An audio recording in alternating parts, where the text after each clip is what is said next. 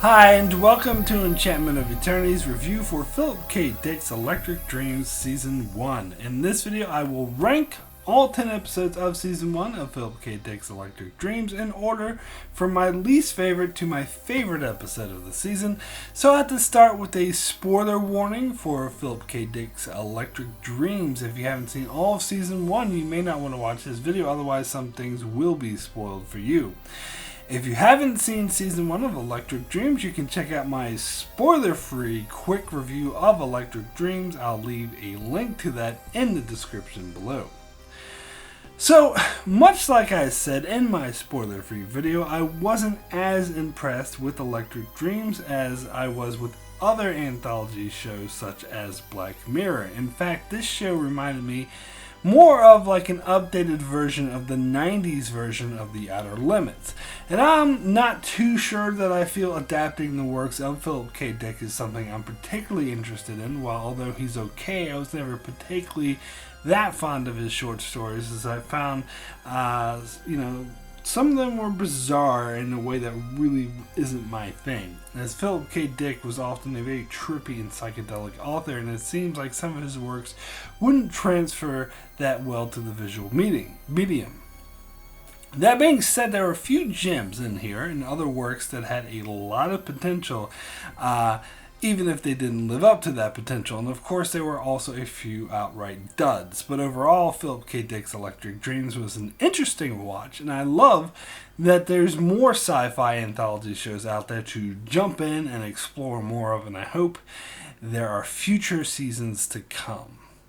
Also, as I covered in my spoiler-free review, the creators of the show mentioned this is more like a collection of films than a TV show, because each episode was created by an entirely different creative team with a different approach, with different writers that were each asked to adapt a short story from Philip K. Dick of their choice. And so each and every episode has a different and distinct feel and tone to it, even more so than other anthology shows, which makes sense to rate them from worst to best, as there's a real mixed bag in this bunch. So, Electric Dreams was aired differently in different countries. The UK got the first 6 episodes starting last October and onward, that aired once a week, and then had a several-month break before airing the rest of the episodes. The US received all 10 episodes at once in mid-January on Amazon Prime. In New Zealand, where I live, we received the first 6 episodes weekly, a few weeks behind the UK, and then received the remaining 4 episodes all at once shortly after they were released in the US in January. And also, the episodes aired in different orders as well. So what I refer to as the first 6 episodes were according to the UK airing order, as the order of episodes as listed on Amazon Prime is quite different, where the episode Real Life is listed as episode 1, whereas in the UK and where I live, episode 1 was The Hoodmaker, and Real Life was episode 5. Also, the last 4 episodes that I received much later were Kill All Others, Autofac, Safe and Sound, and The Father Thing. So these episodes appear newer to me, and I've had more time to sit with the other 6 episodes, whereas the Amazon Prime listing has them in a totally different order. However, that doesn't really matter for the purposes of this video, because I'm going to go through each episode in order of my least favorite to my favorite, so I don't have to choose between either episode order. But because of that, I will be referring to episodes strictly by their titles and not by their episode numbers, as that is different depending on where you live. And in the event, let me now jump into rating the 10 episodes of Electric Dreams, Season 1, and I'll start with my number 10 and thus least favorite episode of the season, The Father Thing. This episode started off as, a typical and cliched Invasion of the Body Snatchers type movie that is just so boring. I've seen dozens of times before, but then it turned into a lame excuse to jump on the bandwagon of Stranger Things and have it have this, and it with like the nostalgia movie with a bunch of kids going on an adventure and trying to take down an alien monster or whatever. It was so cheesy, I didn't buy it at all. These kids were characters we barely knew, so I had no connection to them whatsoever. And the whole episode felt like a mismatch of themes. At first it was a dark horror movie, but then it turns into the over-the-top cheese, cartoonish-like story. This alien wouldn't have gotten away for it if it wasn't for you rascally kids. So my rating for the father thing out of 10 is a 2, extremely poor. So coming in at number 9 is The Commuter. This episode had an interesting premise. However, I think this episode is the prime example of why it may not be the best idea to make a show all about adapting the works that are over half a decade old. Because although the idea may have been fresh at the time, by now we could have seen this story a dozen times before, and I think that most certainly is the case with The Commuter, whose concept is popularized in the Harry Potter fame with the whole platform 9 3/4. That is that there's a magical unseen land that can be reached only by going through a seemingly non-existent transport stop, like train stop or whatever. And it's not just Harry Potter. This story has been seen many times before, such as in the film Interstate 60, which I personally thought did it better. However, even so, I think this episode could have been interesting, but the plot didn't really go anywhere and it was hard to follow, and frankly, the slow pace of the episode made it hard for me to get interested in what was going on. So by the end of it, I didn't really care much about any of the characters or what happened to them, as it got too bogged down in what I think would be best described as pretentious wankery. So my rating for The Commuter out of 10 is a 3, very poor. So next we'll come to my number 8 on my list, and that is Crazy Diamond. Now I'm actually surprised I haven't seen more love for this episode, as although I didn't much care for it, I think that more came down to my own personal taste, and I think there'd be a lot of people who, would really like this crazy out there feel that this episode had. I'm just not one of them. It reminded me a lot of works of like the Coen brothers, most particularly the film Burn After Reading, which I really did not like, or films written by Charlie Kaufman like Being John Malkovich. Now, I never really just cared for this type of weirdness or this type of bizarre. It's just not my thing. And it's just, it's not only is it bizarre, it's just like a lot of things are just happening with no apparent reason or cohesion to any of it. And I have to be honest, I was not able to follow the plot of this episode. Of course, part of that had to do with the fact I wasn't that interested in it. However, it does seem like the story was poorly constructed and the plot is a bit all over the place, which is perhaps why even those who are prone to liking this style of storytelling weren't that big on this episode. But I do have to admit that Steve Buscemi was amazing in this role, but of course, it's Steve Buscemi. Of course he's going to be amazing. That and the production value of this episode was very high quality, particularly that of the art direction, which came across with a strong sense of particular style quite well. So I do acknowledge that the quality of filmmaking was really good here. I just wish the script could have been up to par to match that. So my rating for Crazy Diamond is a 5 average. So coming in at my number 7 is The Hoodmaker. Now this I think is a good example of an episode that would have been better suited to a 2-hour movie format than a 1-hour episode, and as such, the story felt rushed and like they were trying to cram too much into 1 hour. It reminds me a lot of the film Minority Report, and I don't mean that as a compliment. I mean, it has an interesting premise about a society where psychics are commonplace, but there's a backlash against them and the threat that they pose to privacy, but at the same time they are sort of discriminated against and treated like second-class citizens. And at the heart of this is a personal story. It's about one of the psychics teaming up with a detective to take on a violent group of anti-psychics and uncover a hood that blocks the psychics from reading minds. And of course, it was great seeing Richard Madsen, who played Robb Stark on Game of Thrones, whom I miss dearly, and it's great to see him in a lead role again. And overall, the acting and production value of this episode was top-notch, and there were elements of the character stories and plot that did work really well, but overall, I'd say this episode lacks cohesion, and the story, it seems kind of all over the place. As I mentioned, it seems rushed and crammed in, as I never really felt that invested in any of the characters. The romance between the two main characters I thought was particularly unbelievable and a bit contrived, and the political situation was not made as clear as it should have been, and thus I found the main story focusing on the psychics was very confusing and not executed particularly well.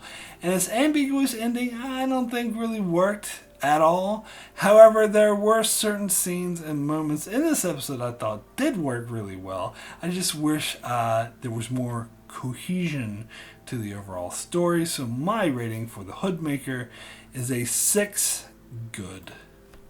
So next we'll get to my number 6, which is KOA, or Kill All Others. This episode was the one I felt was most like a Philip K. Dick short story. It had the most Philip K. Dick feel to it. But again, that's not really a positive, as I'm mostly lukewarm on his short stories. The episode had a really great style to it, with the music and art direction painting a unique world with a fast-paced, engaging story, and I absolutely loved the social commentary on our society and political system. This felt very much in keeping with Philip K. Dick, but updated to apply more to our modern society. The fact that there were ads that appeared as holograms around the house and interacted with people, great commentary on internet pop-up ads, and in fact, I could see something like this happening. It also had interesting commentary on consumer culture, as when the main character, Filbert, talks about being depressed, his workmates urge him to buy something in order to make himself feel better. And of course, buying something as simple as cheese can be a way for sexual gratification. Also, it has a lot of commentary on politics as well, as it warns of the dangers of homogenization, where here we're presented a future where Mexico, the United States, and Canada are grouped together to form one supernation, and it's obvious that people are marginalized by this. Also, the fact there is only a single candidate running for president is great satire on the two-party system and how flawed it is, as it's saying the next logical step from a two-party system is a one-party system. And of course, the main catchphrase of the episode, Kill All Others, is of course a great analogy to how there's always an enemy, someone considered an other that one wants to hate and be afraid of. Be they Middle Eastern terrorists, illegal immigrants, or the mythical welfare queen. I love how this episode simplifies this by simply using the word others. In fact, it's very vague on what the term others could mean. In fact, they make it clear that the term others could apply to anyone, which I think is great commentary. It really speaks to how anyone can be alienated or considered the other or the enemy. However, that being said, I don't think the story flowed very well, and there were in fact a lot of plot holes and other story points that were kind of vague, and things about the character story that just didn't work for me. For example, I wasn't a huge fan of the ending, which was, just a bit too weird and ambiguous, and I don't think was personally a good way to wrap up the episode. But I was really impressed with the style and social commentary, so my rating for Kill All Others is a 7, very good.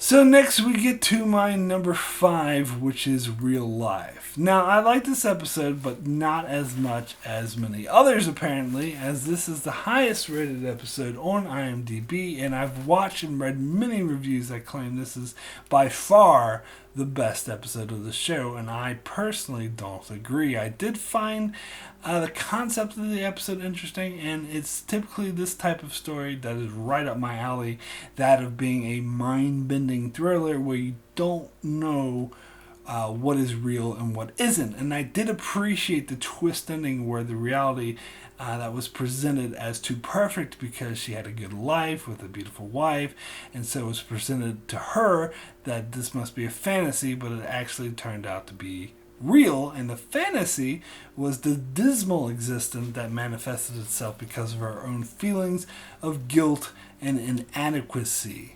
And by rejecting what was actually reality, this caused her to essentially go brain dead. Now, I did like the mind-bending twistiness of it all and the ironic twist ending, and there was some great acting in the mix too. But again, it felt like this episode was rushed a little bit, and the ending wasn't as earned as it should have been, as I didn't really care that much about the characters as I feel I should have.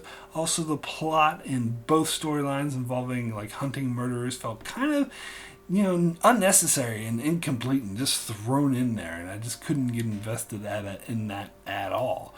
So overall, I don't think this overall story was well constructed, and plus I find it a bit hard to believe that her wife would give her an experimental game that actually sent her into a dismal existence where she was mourning her dead wife, and one that could cause brain damage. It just doesn't really add up for me. That being said, I do really enjoy the concept of not knowing what reality is, and I liked how she was fooled into thinking the fantasy was reality, and that the ending took a shocking turn where the sci-fi world with flying cars is what turned out to be real. So my rating for real life is a 7, very good. So next we come to my number 4, Safe and Sound. Now this is another episode that I absolutely loved the social commentary it made, but wasn't as big on the story. But unlike Kill All Others, I actually thought the story was great right up until the ending, and that it could have been a great episode had it had a better ending. And it's mainly the ending that's holding this episode back. At any rate, I think the world it presents, where humanity has to limit itself to these cities, these little hives out in North America due to environmental damage, but this has caused different types of governments and cultures to form in these different sort of bubbles. And the story is about the daughter of a diplomat from a more sensible Western settlement entering an East Coast one. Now, this Eastern American society is run, by an authoritarian dictatorships, but it presents itself to not be one. They pretend to be a democracy where everyone voluntarily wears devices that track their every movement, and so the government can basically control them. But the reason why they volunteer for this is because they are being lied to about terrorist attacks that don't really exist. And everyone is so afraid of these non-existent terrorists, they give up all their civil liberties. So this is very powerful, very relevant social commentary that I personally think is absolutely brilliant. So the episode focuses on the daughter of the Western diplomat who tries to call out this authoritarian dictatorship on their bullshit, and how the daughter ends up getting one of these devices to try to fit in, and the government used this to turn her own daughter against her mother, and they end up framing her as a terrorist, which, of course she isn't. So not only do I love the social commentary, but I think the character story of the young girl who just wants to fit in was executed very well. The main issue I had with this episode was the ending, as after this plan was executed, they show us a series of scenes from the perspective of the government officials that took place earlier, where they were manipulating the daughter, and it seems to be it's meant to be presented as this big shocking revelation. But honestly, I figured this out like halfway through the episode, and it felt kind of like the writers were treating me like some kind of idiot because it was beyond obvious, and this ending adds absolutely nothing to the story. Now, don't get me wrong, I don't mind that the ending was predictable. I mind that they had this tacked on thing where they're showing this other perspective that's supposed to be a revelation, but no shit. In fact, I think the ending would have benefited more from a happy twist, something that happens to doom or screw the authoritarian government. I mean, you could keep the depressing ending for the mother and the daughter because that was poignant, but I do feel this would have benefited more from some levity, because you figure out pretty early on that the girl is being used. So I think some levity would have balanced out the story a bit, even if it was dark levity. I just feel I need something. Having it too dark like this and revealing something that was so damned obvious anyway just comes off as sloppy and pretentious. But that being said, I did love this episode up until that ending, so it still tells a great character story with some amazing, well executed social commentary, so that still accounts for a lot for me. So my rating for Safe and Sound is an 8, extremely good. So next we come to my number 3, which is Impossible Planet. So I wasn't that impressed with the episode the first time I saw it. This is the type of episode I had to sit with for a while before learning to appreciate it more, because it is in fact very slow paced and it doesn't have this huge flashy payoff, which I was actually kind of hoping for. However, that being said, I thought this was an extremely effective character story with a lot of interesting sci-fi aspects and visuals, such as the weird, creepy robot servant. All of the characters involved were fully developed and had interesting character arcs. The main tour guide, who was obviously unhappy with his life and relationship, his co-worker, who is a bit of a shady fellow but in the end revealed that he actually did care about his shipmate, the old woman passenger who really wanted to see Earth again, and in a way she does. And even the robot companion who knows that his master is being scammed but realizes that this is the best thing for her. And the connection the main characters form with the passenger was extremely well done and fascinating. Not to mention the acting in this episode was superb all the way around, and the style of the episode came together really nicely, and that ending was actually quite touching. That being said, I think the ending could have been handled a bit better, such as in the short story that this is based off of, they find a quarter that indicates to the audience, even though the characters don't realize it, that the planet they're visiting is in fact Earth. And the ambiguity of the ending, I think, was too much, and I think I would have found it slightly more interesting if they explained this ending a bit more. But still fascinating character study, so my rating for Impossible Planet is an 8, extremely good. So next we get into my number 2, my second favorite episode of the season, and that is Autofac. Now, this was more of an action-based episode, but that's not why I like it. I think this, along with my number 1 choice, are the only 2 episodes in the season that really came together nicely. This was an extremely fascinating and intense setup where we're introduced to a post-apocalyptic world where it's a group of human survivors versus an automatic factory known as Autofac. Now, this story remains engaging throughout. In fact, I'd say it's the only episode of the season that has a super intense, suspenseful feel throughout the entire episode, as it does a great job of getting you to care about and relate to this group of human survivors, and from the get-go they're in mortal danger and are struggling to find ways to survive. Now, granted, the only character that really came off that strong was the main character, Emily, and her relationship with that guy wasn't really that engaging, but this character came off strong enough to get you to care about what happened to the group as a whole. And when the android Alice was introduced, things got super intense. I really loved the way they played this android. It really added this sense of eeriness to the episode.